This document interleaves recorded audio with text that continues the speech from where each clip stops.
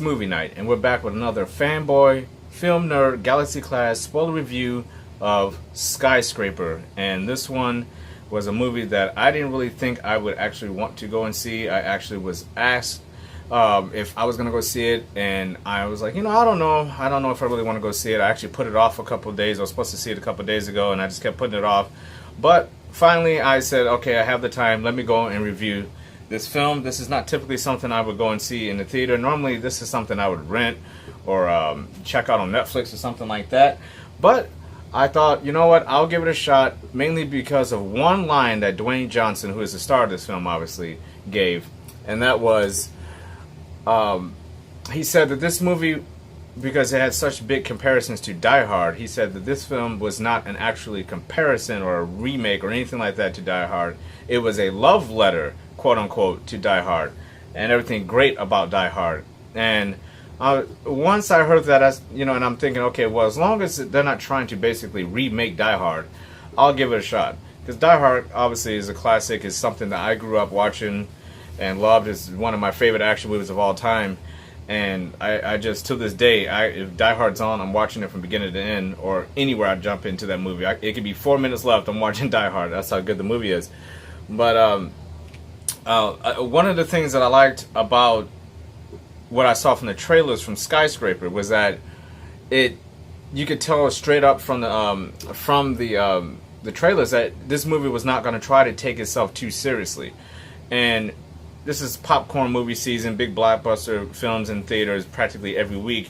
So we've seen a lot of action. We've seen a lot of superhero films, and we've seen, Jurassic. We've seen dinosaurs basically. We've seen everything this year, but we haven't seen a movie like this, which is basically kind of a throwback film to like the 80s and 90s. Those big over-the-top action films that take place in one location in a few hours. And there's a lot of stuff that, stunt work that you're not going to believe. A lot of, not so much character development, but just an overall fun experience at the movies. And this movie delivers on it. It is not a bad film. It's actually it's a very good film for what it wants to be. Again, it doesn't take itself seriously. So anytime a film doesn't take itself seriously, and it has the audacity to be an entertaining film, which this movie is, I was actually pleasantly surprised at how good it was. It's not a great film. It's not perfect by any means. It is just a fun movie. It's a movie that I'm glad I actually went ahead and saw in the theater. I actually had a very good time watching this movie. We'll get into some of the pluses and some of the negatives about this film in a moment, but let's go ahead and start with the cast. And again, Dwayne Johnson, he's on a roll right now. I mean, the guy just did Jumanji, which made $1 billion, I believe, in the worldwide box office. He is on a roll. He is the most bankable star in Hollywood right now. The guy's charisma is off the charts. Everybody knows him. He has such a crossover effect because of his background with WWE, and then moving into films, and now being in the Fast and Furious franchise, spawning his own spin-off film from the Fast and Furious franchise. This guy is on a roll right now. And I actually like Dwayne Johnson. I know there's a lot of people out there who do not. I think he is a good actor. I think he is great at what he does, which is basically give you a good time in a movie. He's not going to blow your socks off doing he's not Tom Hanks, he's not Tom Cruise, he's not Morgan Freeman. He's good at what he does. And I appreciate that. I appreciate that a lot, because he knows what he's good at, and that's what he sticks to, and there's nothing wrong with that, It'd be disappointing if you went to the theater and he did something, that you weren't expecting in a very negative way. We expect, when you go see a movie with Dwayne Johnson, and you know what you're going to get, and he doesn't disappoint on that, He's like, you're going to get Dwayne Johnson. He's good at giving you a good movie, and a lighthearted movies. Sometimes it's performances in movies you never want to see again. I like Jumanji, but it's not a movie I want to sit down and watch every single day. My son loves it. And I feel the same way about Skyscraper. It's a good movie to watch, but if I never see it again, I would be okay. But that doesn't mean the movie's not good. It just means it didn't offer up enough for replay value for me. If it's on one day and I'm on Netflix, I'm tired, this is the type of movie I'm gonna turn on because it's fun. But it's not something that's gonna blow your socks away. Sorry about that air conditioner, by the way. You can tell the difference in audio immediately once that goes off. It has been over 108 degrees here in Missouri with the heat index. 108. Yesterday it was like 108 around, I think it was like 12 or 1 o'clock. So it's been so hot here in St. Louis. We are on a heat wave advisory practically for like the last month and a half. It has been freaking insane. So that air conditioner has to stay on. And even though I do ask somebody to keep it off and they turn it on, even though I'm still working on the movie. But hey, you know, I'm going to work with it, right? So let's go into it. The director is I hope I'm saying this right, Rawson Marshall Thurber, who also wrote the film. And the movie stars Dwayne Johnson, Neve Campbell, Pablo Schreiber, and a few other ones in there. Now, there's a person in this movie I want to give a note to immediately.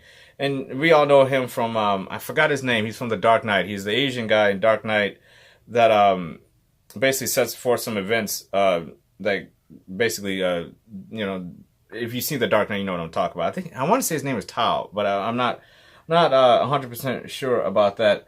But his name is, I'm trying to pull it up. Yeah, I guess his name is Chin Han. And whoever... Mr. Chin Han, thank you. Every time he's in a movie, for some reason, I just like this guy. And he's basically the owner of this building. We're going to get into the plot here in just a moment.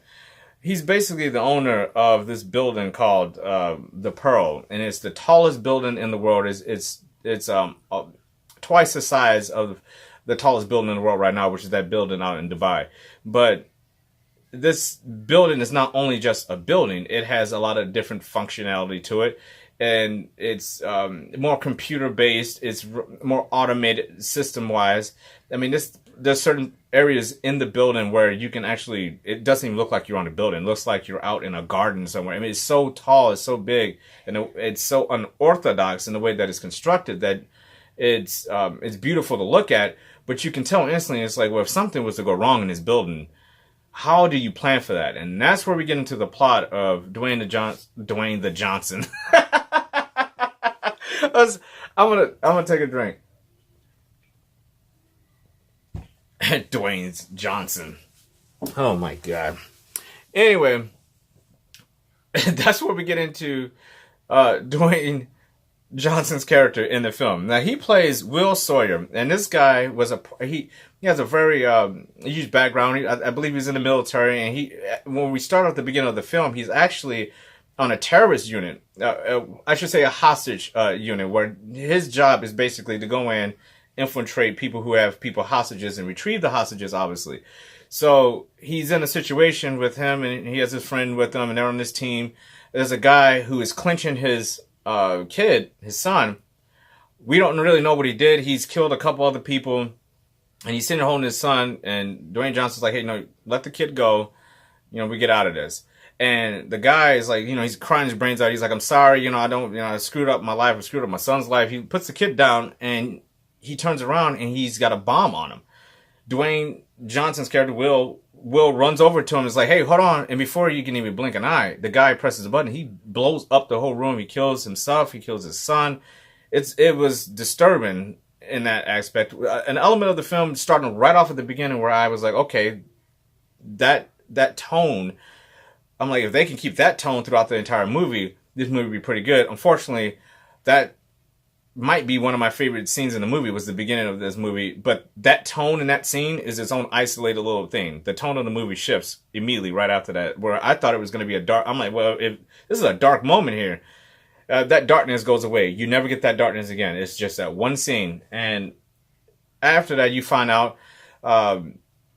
Dwayne Johnson loses a leg in that explosion, and he meets his wife, who is a nurse. She's a naval nurse, and she ends up. They meet and they have kids. They have twins, and it's 10 years later where you go to present day when the movie starts up, and he is now a security expert, specializing in buildings and stuff like that. So when the Pearl, this building, was being constructed, he was involved with going in and inspecting the building in a way where can it function, and he gives his signature and says, okay, well, this section of the building can be open. So because the building is so tall, they don't open it up all at once. It's opened up in sections. So the first half up to the 100th floor is has already been sealed of approval. People are living in it. This building has businesses in it and stuff like that, but it also has there's residential areas where people who work in this building can also live in it, or whoever can afford to live in this building. But it also has residential areas, and Will's character, while he's working in his building, him and his family are staying in his building, and they're on the 96th floor, which is the floor where the rest of the residential areas are going to open up, and they're the only family on this floor at the time. Because the rest of the building has been opened up. Will's character is going to go talk to the guy, again, I said Shin Han, who plays Zhao Long. And this guy is the one who owns the building. So they have a conversation. Him and Will have a conversation. Hey, can you go through, can we open up the rest of the building? The whole building, to be inspected, is run through a tablet. The whole building is automated through a tablet. And the only person can basically run this building at this point in time while he's doing his final inspections is Will. And Zhao hands him the tablet and it has facial recognition on it. He looks at it and the tablet turns on and he basically has access to all the security systems, the elevators, the anti-fire protection protocols, all that stuff is in this tablet. And as soon as he gets the tablet out, you know, okay, well, this is going to be where the movie's going to pick up here. And another guy who was in the room with the guy who blew up his son and his kid was Will's friend. And you come to find out that Will's friend is involved with these quote unquote terrorist type, mercenary type people who want that tablet to have control of the building. And they want, basically, through a series of events, they get this tablet and they start fires in the building, right in the middle of the building. And they basically hold the building ransom against Zhao to get something. And I'm being very, I'm not really saying a whole lot of details about what these people are saying. Like I'm saying, they want something. They need the tablet to do this because the movie does that. And let's get into one of my biggest negatives about this movie. I'm going to take a drink. One of the biggest negatives about this movie is the motivation behind the characters. Neve Campbell and Dwayne's character are married. They have twins. They live in his building. We know his motivation. We know Neve's character. We'll talk about her character here in a minute because I actually liked her. Air conditioners on again. Again, I apologize. But we know that their motivation. We know Zhao's now somebody's upstairs vacuuming. Here we go. I don't know if you remember a while back there was a freaking lawnmower. My uncle-in-law was out here lawnmower up and down the freaking by the side of my house. Whenever I do a review, it seems like anything that can be plugged in, turned on, that makes a loud noise, everybody seems to just wants to come out when I do this. This house doesn't make any sound. This neighborhood is quiet until I come down here to film a fucking review. And now I got people vacuuming, the garbage disposal on. I'm sure somebody's gonna wash 20 batches of clothes in a second. The air conditioner's blowing, the birds chirping, the cat's meowing, the dogs are barking. This house is a fucking zoo right now. Yeah. There's a reason why I drink beer when I do my reviews, because if I didn't, I would probably go nuts. I just give up. The motivation behind these events that are going on, as far as who the villains are, is very cloudy. Because I went through watching the movie, I'm like, so this is the villain. Okay, no, this guy's the villain. No, wait a minute, is this guy the villain? Now maybe that guy's the villain. Is she the villain? They do this throughout the film to the point where I almost gave up on trying to figure out who was motivation was what, because the motivation between the characters who were basically trying to overtake this building, you get none. They're just doing a bunch of stuff. They're shooting people. There's stuff happening in the movie. There's people being hurt. There's people doing things, but you don't know where they are because the movie never tells you what they're doing. They're just doing stuff, and you're just kind of like, okay, I hope all this is worth it because I don't know what the hell's going on here. You know that Dwayne Johnson's character is involved with all this stuff going on, and his motivation is very clear. He's trying to keep his family out of danger. They're on this floor. They're in the building. This place is burning down to the ground. His motivation is outstandingly clear. And you are on board with his character. You sympathize with him. You're rooting for him every time he does something. We're getting to some of the best parts in this movie, which I'll get to in a second. But you are rooting for Will to get to his family and get them the hell out of there, even though you don't know what the hell's going on the other side of it, or why all this stuff is going on. Which in a way didn't really matter up in that point until the end of the movie, where you find out the motivation of these bad guys. And I could go into it. I even tried to talk my way through it before I did this review, and try to be like, okay, how am I going to explain the point of it? There's no fucking point in me explaining what the villains want in this movie, what the bad guys want in this movie, because it was so anticlimactic by the time you got to it that they explained it away in like a minute and a half. So this movie, all the motivation for these bad guys can be explained away like that, which means it really wasn't that big of a deal, right? And I'm telling you, like, the motivation for them is so stupid, it's not even worth talking about. If you've seen the movie, you know what I'm talking about. You're like, really? All this for that? And basically, it just comes down to money laundering, basically. You know, is some people are trying to extort the Zeroh, and he has this thing that says, hey, I know who all the people who is trying to extort me. So the people who have been extorted send somebody out to get this thing so they don't get found out by the authorities. It's so fucking stupid.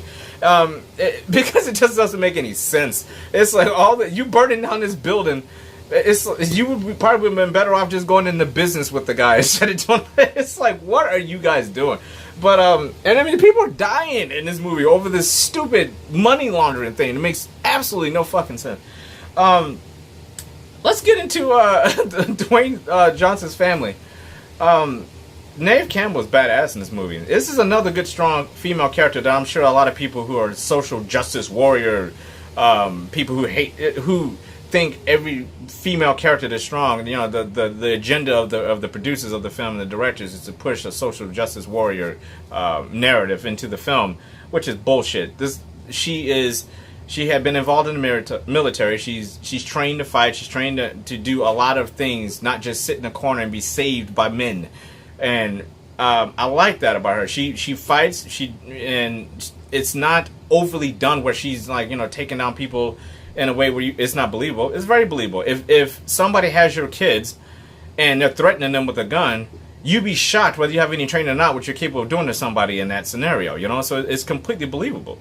And if you have training, you're probably gonna fucking use it, right?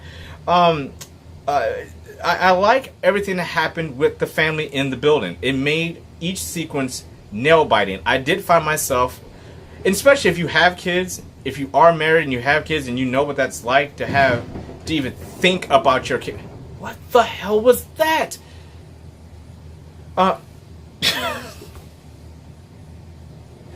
I'm gonna have to find a new location to film these. I don't know what the hell. There was a sound up there that sounded like somebody rolled a freaking bowling ball through my house. Okay, I don't know. The only thing that didn't happen there, the pins didn't fall when the ball hit the pins. It sounded like somebody installed a bowling. I don't get it. Good God.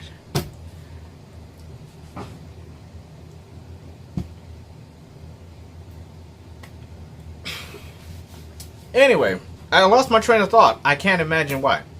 So, in the movie, when when your kids are in danger, it's cool to be able to actually have a movie where the focus is on the family and basically just trying to get your family out of this situation. So every desperate situation that Will does in this movie, you would buy it in the standpoint. It's like, you know what? That's completely unbelievable. But you know what? I would try that. If my kid was over there, I would try that. Even if I didn't make this jump, I would try it. And I thought that part of the movie was actually very believable. Now, because he has one leg, he has a prosthetic leg, and because he is jumping from skyscrapers and he's falling from buildings and he's hanging out one arm, he climbed a freaking crane and he set a record for climbing a freaking crane that's 100 stories high. I can tell you that right now. Because he climbed the fuck out of the thing and then still had enough energy to jump across a freaking thing into a building. But the motivation behind it is what I liked about this movie. Is that you bought it. You would try it. Maybe you couldn't accomplish it, but you would definitely fucking try it. Everything he did in here, the motivation just to get to his kid and some of the stuff he did with his kid, any parent can understand that. You're gonna try it. It may fail, but you're gonna try it. And I like that. Yeah, they make everything. There's no sense of real danger in the film when it comes to this family because you know they're not gonna kill anybody in it. But it was fun to see a movie that focuses on family as much as this one did. And I love that. It was refreshing set against the violence. This movie was much more violent than I thought it was going to be as far as people getting shot and killed and everything. It's not like a hard rated R or something like that. There's only one F-bomb in the whole movie. But there's the way that the action is portrayed is done really well. There's a really good fight scene with Dwayne Johnson and the guy who plays his friend in the movie in his apartment. That scene there's no music or anything going on. It was just straight up fight scene. That was impressive. There were some stunts in this movie. There's a lot of action in the movie, but a lot of the action is drawn. It's not so much action as it is suspenseful stunts that happen that are drawn out. And you don't know how this is going to work out. And the way that they do it is very clever. How they put these sequences together and the way that they're shot, you feel like you're up there with him. You feel like you're in these rooms with these people. The fire, the sound, all that works exceptionally well. Which is why I'm glad I saw it in the theater because this movie's made for the big screen. And I like that about that. There's another funny thing about this movie that Dwayne Johnson, obviously he's run out of resources. By the way, he doesn't fire a gun in this movie. Everything's done with like, he's like, I'm not going to fire a gun. And then there was times in this movie where he could have picked up a gun and just unloaded on people.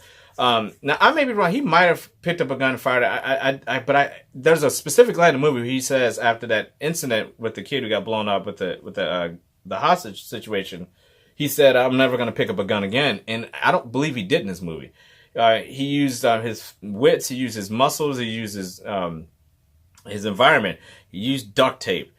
Duct tape in the third act of this movie was done in a way where it could have been like enough of the duct tape, but it actually works pretty well. And the movie's aware of it. That's what makes it so good, is that the movie makes fun of the fact that Dwayne Johnson, he gets he gets wounded right here, and he wraps himself in duct tape. He has to go outside to these turbines on this building that are attached to this building to get to this control panel, and he has to go outside and he ropes himself up, Mission Impossible style, right? Goes outside, he wraps his hands up in duct tape, but in reverse, where they're sticky, and he puts it on his shoes too, to give him extra traction when he's walking outside against the building. And I'm like, wow, that's pretty, and then at the end of the movie, he does something with duct tape. He had this guy handcuffed with the duct tape, and he had something taped to him. He had that little thing I said with the extortion flash drive with all the names of the people that was trying to extort this guy's out. He had that duct tape. The duct tape theme was actually pretty funny and clever at the end of this movie. And this is what's so weird about it. The more I talk about it, I actually like this movie. I might actually end up buying it because it's one of these movies like, now that I think about it, some of my favorite movies that I've watched that are like guilty pleasure, like go-to movies. RoboCop, the remake of RoboCop, that's one of those movies that I would put this one in, where it's not a great movie. It's just something about it that is fun enough where you want to pop it in on a lazy day when you're sick or something, or you just a Sunday afternoon, you just want to pop in a good movie. So I have to take that back. I probably would end up buying this movie. Just because some of the sequences I like that fight scene I was talking about, the duct tape thing, there's enough in it where I think if I get it for the right price, I actually would pick it up and put it in my collection. I probably would.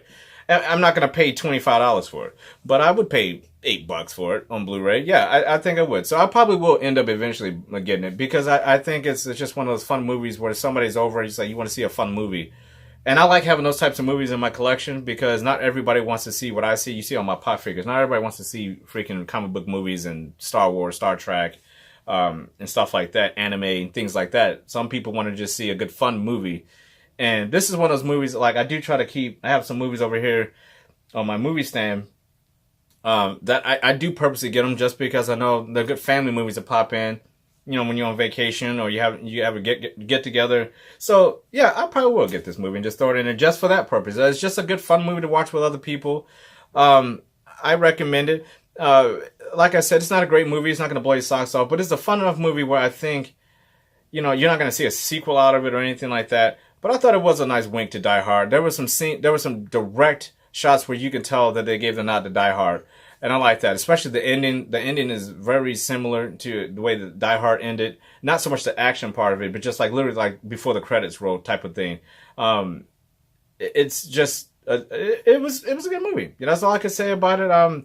Go check it out if you haven't. I do recommend going to see it. I'm glad I did it. It was not on my radar at all. And also, there have been people asking me, how do I afford to go to the movies as much as I do? I am not an official critic. It's like I like to review films. Being a film critic is probably something I do want to do in the future. Like in the future. Right now, I'm focused on my personal training and things like that. But in the future, yeah, I would like to review. It would be fine if I did this part-time, But there's a reason why I go to the movies so much, and I'll explain that. It's very simple. I'm going to make a separate video explaining how I can afford to go to movies as much as I do, since movies are very expensive, and how I have the time to do it. I'll explain that in another video, and I'll probably put that up maybe sometime in the future, in the next couple of weeks. But I hope you guys enjoyed this one. Be you, be genuine, but above all, be safe. See you guys next time at the movies. Take care.